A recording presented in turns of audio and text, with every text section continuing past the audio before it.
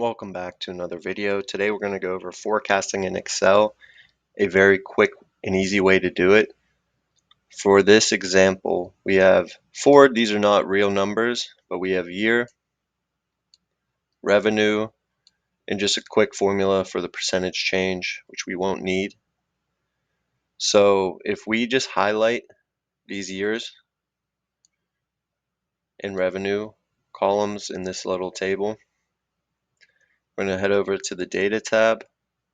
In the data tab, we're going to come over to forecast and just click forecast sheet. So this is the year that it ends, or the value that ends at the date. So we'll have that go to the 28th. If we click options, take a look here. So the confidence interval will be 95%. That's pretty much saying that there's a 5% chance that this could be wrong. Therefore, confidence level of 95% that it will be within this range. This is based on the average of the change in all of these year over year. So it starts at 2023 because that's the last year with data. And so if we just click create on a new sheet, it'll give us this chart, which we can make a different color just to see it a little better.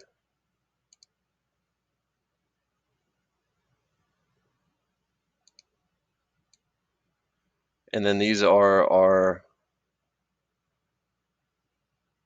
forecasts. So there's lower confidence, should be the lowest range it could be. Upper confidence being the highest, it will likely be within 95% for all of these years. But this will be the actual forecast here. So if we just copy this, just paste the values here. Just autofill that down. This will give us a percent change in the forecast here. This chart's nice to visualize it. You can add data labels. In this case, they're pretty large, so that's not as useful. Add a title, revenue forecast. And that's the quick and easy way of forecasting your revenue with upper confidence and lower confidence. That's all I have for you. Please like, subscribe, comment. I'll do any tutorial if anyone leaves a comment on what they want to see. Thanks for watching.